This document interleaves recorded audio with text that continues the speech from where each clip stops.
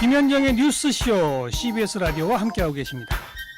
저는 퇴근길 시사자키 정관용입니다. 미국엔 나스닥, 우리나라엔 코스닥이 있다면 뉴스쇼에는 뉴스닥이 있습니다. 뉴스쇼 증권시장 뉴스닥, 오늘 석브라더스 오시는 날입니다.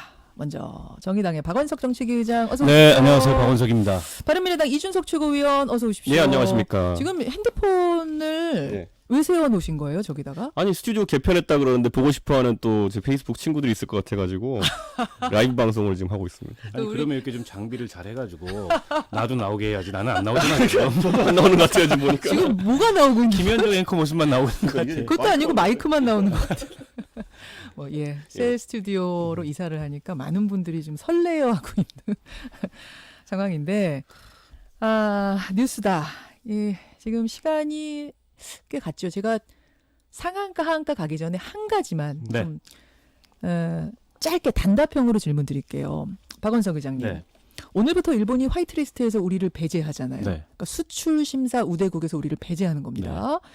그래서 이낙연 총리가 화이트리스트 배제를 걷어들이면 지금이라도 우리 지소미아 종료를 철회할 수 있다. 네. 재검토할 수 있다. 이렇게까지 던졌거든요. 네. 왜냐하면 사실은 지소미아 3개월 남았잖아요. 남았습니다. 네, 네. 남았어요. 진짜 종료하려면. 이것까지 던진 상황인데 일본이 받아들일 거라고 보세요? 이 제안 어떠세요? 안 받아들일 거라고 보고요. 지금 뭐 지난번에 화이트리스트 배제 이후에도 한일 관계에 조금도 이 개선의 기미가 없는 데다가 최근에 고노 외상이 예. 잇따라 역사 문제에 대해서 한일 관계 문제에 대해서 굉장히 도발적인 발언을 하고 있어요. 뭐 최근이 아니라 쭉 계속 그러지 않았어요? 가장 최근까지도. 그 분은. 그래서 그런 걸로 봤을 때 예. 지금 뭐 지소미아 종료와 동시에 화이트리스트를 시행하면서 예. 당분간 한일 관계의 경색을 피하기는 좀 어려울 것 같다. 우리로서는 사실은 뭐 여러 가지 여지를 예. 남기고 또 일본에 할 만큼 제안을 한 거고 또 지소미아 그 종료까지 종료에 이르기까지 물밑 대화를 하기 위한 노력을 했다고 보는데 뭐 일본의 태도가 전혀 변함이 없다면 불가피한 거죠. 자, 어떻게 보세요? 저는 사실 어제였던가요? 그저께였던가요? 그 미국 국무부 대변인이 사실상 이제 그 한미 동맹에 이제 저해되는 요소다라는 식으로 공식 발표를 했거든요. 예. 근데 그것을 이제 주한 미 대사관에서 트위터에서 또 이제 한국어로 번역해가지고 올리는 상황까지 있었습니다. 저는 이것이 의미하는 바가 예전에 러시아에 우리 영공 침범이 있었을 때도 그때도 우리 청와대 발표에 대해 가지고 뭐 이런저런 해석이 있다 보니까 주한 러시아 대사관이 한국어 트윗을 올려가지고 우리의 공식 입장은 이거다. 그러니까 청와대 윤두한석이 한 말은 확인되지 않은 발언이다라고 이야기했거든요. 예. 근데 이번 또 미국 국무부가 비슷한 것을 한 거로 봐서 지금 사실 외교적 수사라는 게 사실 어느 정도 해석의 여지가 있긴 하지만은 계속 이제 들려오는 말들이 정부가 너무 희망적으로 해석하고 국민들에 전달하는 거 아니냐. 저는 그게 약간 우려스러운 것이 미국과 협의를 겹쳤다는 취지로 이제 청와대에서 발표를 했는데 이 지소미아 파기에 대해서. 예. 근데 이해하지 못했다는 것까지는 얘기했지만은 이 정도로까지 반대가 심했다라는 이야기까지는 안 했거든요. 그러니까 저는 이게 과연 그러면 정부가 한미동맹이라는 틀 안에서 동맹이라는 건 사실 어느 정도 서로 돕는 관계이기 때문에 내가 꼭 하고 싶은 게 있어도 내 주권을 행사하는 일을 할지라도 협의를 해서 하자는 취지가 원래 동맹이거든요. 그런데 그 틀이 좀 깨진 게 아닌가 하는 우려를 가질 수밖에 없어서 저는 이건 앞으로 정부가 좀 국민들한테 설명을 잘해야겠다. 지소미아 종료. 저는 처음에 이렇게 얘기했어요. 지소미아 파기했을 때 저는 사실 동의하진 않지만 그래도 정부의 입장이 뭐 영구적인 파기나 이런 것이 아니라 아무런 움직임이 없는 일본을 움직이기 위한 지렛대 정도로 생각하고 하는 것 같기 때문에 저는 11월 전에 이 사태가 해결되어 가지고 지소미아는 좀 유지가 되었으면 좋겠다는 취지로 이야기했는데 지금 보면은 뭐 일본의 반응이나 아니면 미국의 반응을 보면 깰 땐 마음대로였지만은 뭐 실제로 다시 하려면 어려울 것이다 이런 취지로 나오고 있거든요. 저는 이게 약간 우려스럽습니다. 그러니까 저는 이 얘기를 꼭 하고 싶은데요. 박원석 의원. 그러니까 지금 지소미아 종료와 관련해서 많은 분들이 한미 동맹이나 한미 관계에 이상이 발생하지 않겠냐. 그럼으로써 우리 안보에 여러 가지 위험이 초래되지 않겠냐. 이 점을 우려해요. 저는 미국이 저렇게 불만을 표시할 수 있다고 생각합니다. 왜냐하면 지소미아 자체가 사실은 미국의 요구와 미국의 어떤 이익에 기초해서 만들어진 거기 때문에 그렇거든요. 결국 한미일 이 방위 안보 협력 체제를 동맹 수준으로 묶겠다는 게 미국의 구상인데 그러면 그렇게 미국의 전략적 이익에 이 지소미아가 중요한 거라면 한일 관계가 이렇게 악화될 때 이른바 지도적인 위치에 있는 국가로서 미국은 뭘 했느냐? 왜 가만히 있었느냐? 저는 거꾸로 묻고 싶고요. 이 종료될 때까지 그럼 뭐 했느냐? 그리고 동맹이라는 게 맞습니다. 국익과 주권에 관련된 문제라 하더라도 예, 예. 이제 동맹의 입장 같은 거를 귀 기울여야죠. 그러면 반대로 미국은 자신들의 국익과 주권을 행사함에 있어서 한국 정부의 입장을 얼마나 존중하느냐. 이 점을 이제는 물어야 된다는 생각이 들고 한미동맹이 수평적 동맹은 아닙니다. 어느 정도 위기가 있는 동맹이라는 점을 저희가 인정하지 않을 수 없어요. 예. 그만큼 우리 국력이 약하고 안보를 미국에 비해서. 의존하고 있으니까. 그렇죠. 그러나 동맹의 민주화라는 것도 굉장히 중요한 저는 앞으로의 과제라고 생각해요. 동맹의 민주화. 언제까지 한미 관계를 수직적으로 미국이 시키면 시키는 대로 해야 되는 동맹이라고 우리가 스스로 인정해야 될 거냐. 왜냐하면 예. 지금 국제 질서는요. 모두 다 자신의 국익에 기초해서 외교를 합니다. 예. 그러면 다른 나라들이 다 그러는데 우리라고 우리의 국익보다 동맹을 더 중요하게 생각하느냐. 저는 그건 아니라고 생각해요. 동맹의 민주화. 이준석 최고위원. 저는요, 그러니까 그 정부의 외교 정책이 오락가락하는 것만 막으면 된다고 봅니다. 아예 뭐 박원석 의원님이 말하는 모델에 동맹의 민주화라는 모델 뒤에는 뭐 자주 다 포함해서 나중에 가면은 네. 뭐 어떤 분은 영세 중립국 얘기까지도 하기도 합니다. 그런 큰 틀에서 그림을 그리고 있는 것이면 전 모르겠으나 예, 예. 상대를 바꿔가면서 어떨 때는 명분론, 어떨 때는 실리론, 그리고 예를 들어 말씀하신 것처럼 뭐 어떤 수평적인 국가 간의 관계를 논하려면은 그럼 과거에 그런 민주당은 왜 사드 갈등 때는 우리 뭐 입장에 있어서 중국의 약간 굴종적인 자세를 보였냐라고 할 수도 있는 그런 상황이거든요. 저는 그러니까 이 대상과 이걸 가리지 않고 원칙과 그리고 철학이 있으면은 국민들에게 뭐 어떤 식으로든지 이쪽이든 저쪽이든 설득할 수 있다 보는데 큰 그림. 지금은 이게 전형적인 뜨거운 물 틀었다 뜨거우면 다시 찬물 좀 틀었다가 차가우면 또 틈을 틀었다가 이거 샤워 못합니다 이런 식으로는. 예.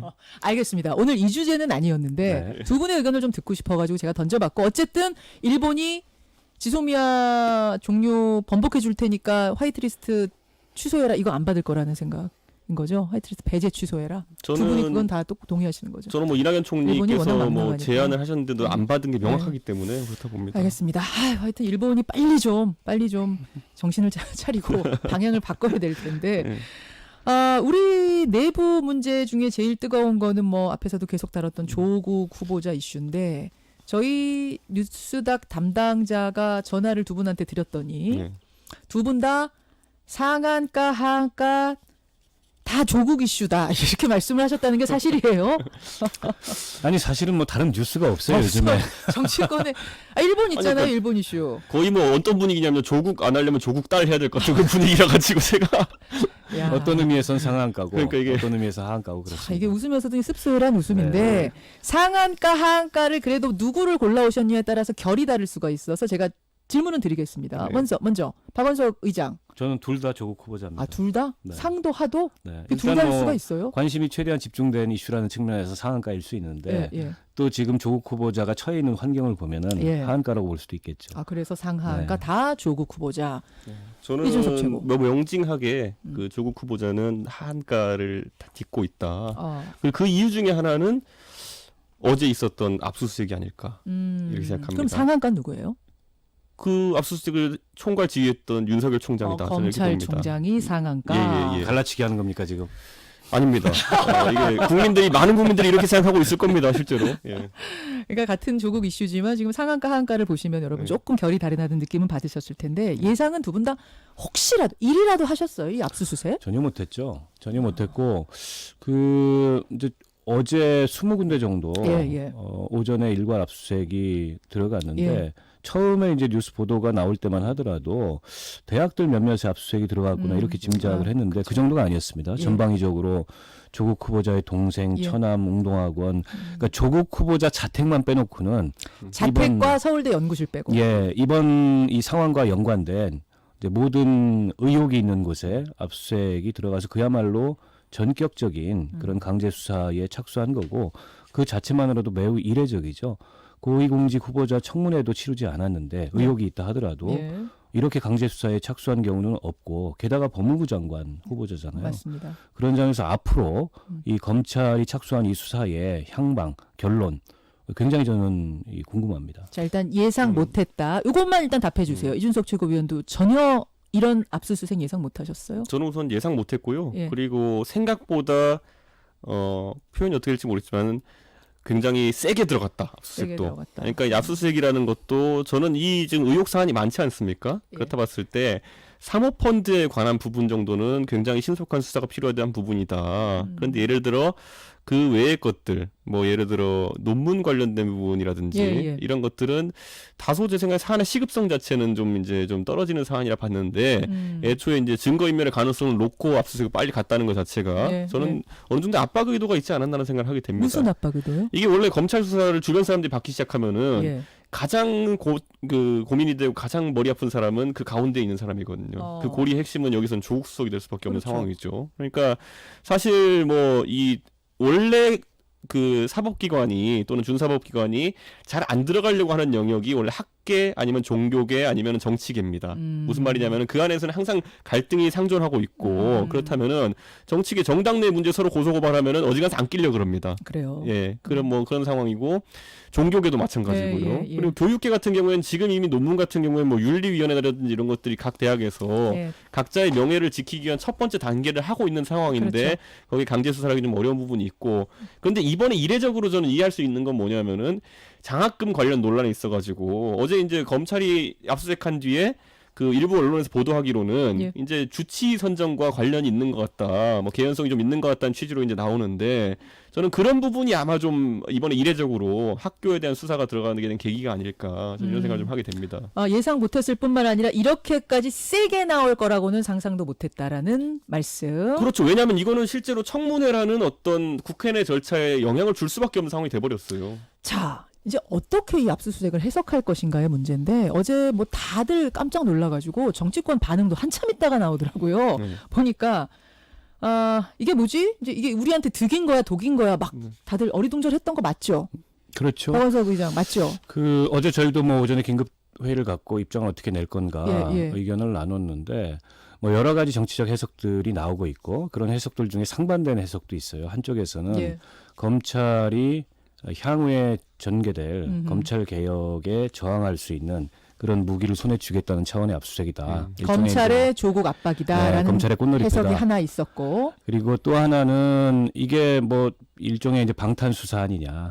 이 상황을 덮기 위해서 오히려 검찰이 세게 모션을 취하고 오히려 청문회 뭐 덮기? 청문회 네, 논란을 물타기 논란을 아니냐라는 가라앉히고 해서. 또 일각에서는 청문회에서 수사 중인 사안이라 말씀드리기 어렵습니다. 이런 식의 이제 답변할 여지가 생긴 데다가 이렇게 되면 청문회에서 청문 보고서가 채택이 안 되고 반대 여론이 높더라도 일단 임명해 놓고 예. 검찰 수사를 지켜보자. 이런 논리가 성립되도록 만들기 위한 이런 수사 아니야. 서로 굉장히 상반된 시각의 해석인데 진짜 상반의 해석이 나왔는데 정의당도 그런 고민을 많이 아니 했어요. 저는 그래서 박원석 의장의 이런 정치적 생각은? 해석을 좀 배제하고 싶고요. 일단 검찰이 수사에 착수했으면 보세요. 이게 조국 후보자처럼 논란이 뜨거운 인물에 대해서 검찰이 강제 수사를 착수했다는 건 예. 검찰이 정치에 개입한 겁니다. 그렇지 않습니까? 청문회도 하기 전에. 그러면 이건 검찰도 특히 윤석열 이 총장의 검찰도 시험대에 같이 오른 거예요. 그렇죠. 근데 만약에 저게 그냥 빈칼이었다. 예. 그리고 뭐 한쪽으로는 검찰 그 개혁을 막기 위한 그런 이제 이 정부 압박용 그런 수사였다. 어떤 것도 사실 국민들로부터 납득받거나 국민들로부터 사실은 용서받기 어려운 그런 행위가 될 거거든요. 예. 그런 면에서 윤석열 검찰도 같이 시험대에 오른 그런 상황이 아닌가 싶습니다. 그래서 지켜봐야 된다, 저 수사는. 이게 어느 저희 쪽이라고 결론입니다. 얘기할 수가 없다. 그 말씀 이준석 최고. 저는 사실 이제 제 생각이 거의 정해져 있었거든요. 이제 윤석열 총장이 사실상 이제 본인의 브랜드가 있는 총장입니다. 예. 그렇기 때문에 사람에게 충성하지 않는다. 그렇죠. 근데 그게 물론 어디에 충성하냐는 건데 제 생각에는 검찰 조직이 아닐까. 조직, 검찰주의자. 그렇죠. 그렇다면은 그 조직의 명예를 지켜야 되는 입장에서는 당연히 이런 선택할 수밖에 없었을 것이다. 그 말씀은 그러면은 압박용이라는 거예요? 조국 이제 장관이 됐을 경우에 압박용? 라고 생각하고 제가 왔는데 개인 생각. 압박용이라 생각하고 왔는데 예. 아까 권대 기자님 말씀 듣고 나가지고는 예. 진짜 이게 그 정권을 지키겠다는 생각이 있는 것인가. 저는 그런 생각도 좀 했던 그럼 게 완전 정반대 해석인데. 아니죠. 그거는. 그런데 제 생각 약간 이게 두 가지 제가 생각했던 것과 권 기자님 생각이 다 있는 부분이 뭐냐면은 예. 보통 이런 난세에서는 예. 그 군웅들이 천자를 지키겠다고 하고 다 나섭니다. 예. 이거 다 비슷한 거예요. 저희 박근혜 정부 때도 보면은 정권의 성공을 위해서 이렇게 한다. 그런 나중에 보니까 그게 뭐 사실 개인적인 의도도 좀 섞여 있었던 거고 이렇게 하는 건데 저는 윤석열 총장의 명분이 만약 진짜 그거라면은 이 정권은 촛불로 탄생한 정권이기 음. 때문에 이런 부분에 있어서는 오히려 칼날 같은 수사를 하는 것이 서슬퍼런 수사를 하는 것이 정권에 도움이 된다는 정치적인 판단도 들어있다면은 저는 명분론에서는 크게 나쁠 게 없다 이렇게 봅니다. 저는 한 가지 유감스러운 거는 박원석 의장. 어제 압수수색이 이루어지자마자 저녁에 모 종편을 통해서 예. 압수물과 관련된 내용이 보도가 됐어요. 예. 아. 이게 만약 검찰에서 흘러나간 거라면 음흠. 그 방송에 그 모 종편에 그냥 소설 쓴 게 아니라 심각한 문제입니다. 그러면 과거의 검찰의 악습을 다시 윤석열 검찰에서도 답습하는 것과 다름 아니에요. 아, 그렇죠. 일단 압수수색이나 강제수사에 착수해 놓고 예. 그 내용이나 피의 사실을 계속 언론을 통해서 흘린다면 흘리면서 이 당사자 혹은 대상자를 압박하는 그런 검찰의 악습을 답습하는 그런 행위에 다름 아니라고 생각하고 적어도 윤석열 이 총장 하에 검찰에서 그런 일은 없어야 되지 않겠냐. 예. 그런 일 때문에 지금 예. 검찰개혁 하자고 나선 건데 예. 만약 어제와 같은 어제 그런 보도와 같은 내용들이 추후로도 계속 흘러나온다면 예. 이건 명백히 정치적 의도를 가지고 아. 착수한 수사로밖에 이해가 안 된다. 자, 지금까지의 검찰의 공식 입장은요, 여러분 원칙대로 한 것이다. 원칙대로. 압수수색 타이밍이 늦어버리면 봐주기 한 거 아니냐, 뭐 이런 얘기가 분명히 나올 테니까 중요한 사건일수록 우리는 원칙대로 재빨리 그것도 전방위적으로 한 것이다라는 게 공식 입장이라는 거는 말씀을 드리고요. 자, 이제 이 수사가 한 줄기고 또 한 줄기를 가자면 청문회입니다. 예, 이제 국회에서는 청문회 준비를 한창 하는데 증인 가지고 옥신각신 중이잖아요. 한국당에서 맨 처음에 93명을 냈어요. 증인 93명. 도저히 합의가 안 되니까 오후에 25명 추려가지고 왔어요. 25명 중에 최소한 부인하고 딸은 들어가야 된다. 이건 양보 못한다. 근데 여당에서는 아까 이인영 원내대표 인터뷰했거든요. 가족은 단 한 명도 절대 안 된다. 어떻게 생각하세요? 이게 박원석 고위공직자 인사청문회에서 가족을 증인으로 부른 전례는 지금까지 없습니다. 네, 없어. 인사청문회. 때문에 그 전례로 봤을 때 이번에도 여당이 그런 그 자유한국당의 요구에 합의를 해줄 리가 만무하고 아하. 그러나 증인은 합의해야 채택이 되는 거예요. 합의 안 하면 증인 채택이 안 되는데 시간에 쫓깁니다. 그 증인 출석 5일 전에 이 증인 소환을 통보를 해야 통보해야 됩니다. 돼요. 그러면 네. 3일 날 둘째 날 청문회라고 하더라도 오늘 중에 증인 합의가 돼야 됩니다. 아, 그게 2일이면 오늘이고 3일이면 내일 아니에요?